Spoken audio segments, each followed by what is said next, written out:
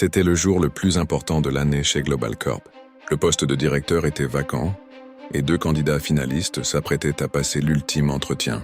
Dans le couloir, un vieil homme habillé en concierge avec une tenue usée et un seau d'eau sale à la main semblait en difficulté.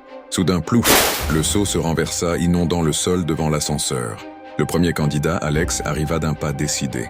Vêtu d'un costume italien hors de prix, il était au téléphone, se vantant déjà de sa future victoire. En voyant l'eau et le vieil homme à terre, son visage se tordit de dégoût. « Hé, faites attention !» cria-t-il. « Regardez ce que vous avez fait !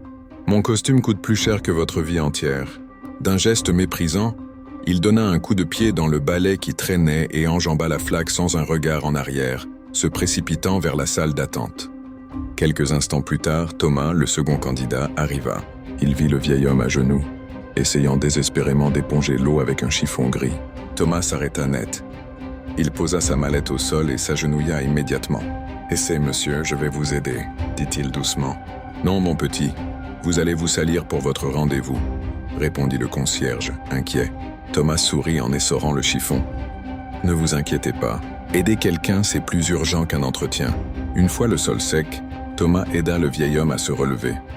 Ce dernier le regarda droit dans les yeux et murmura simplement « Merci, bonne chance. » Dans la salle d'attente, l'ambiance était glaciale. Alex, impeccable, regarda Thomas avec un sourire moqueur. « Regarde tes mains et cette tache sur ta manche. Tu penses vraiment qu'ils vont embaucher un gars qui ressemble à un jardinier ? Rentre chez toi, le poste est pour moi. » Thomas ne répondit pas, se contentant d'attendre calmement.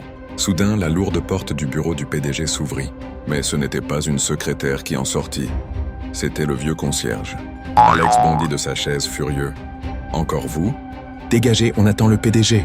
Le vieil homme sourit, retira sa casquette usée et enleva sa blouse bleue, révélant un costume 3 pièces impeccable en dessous.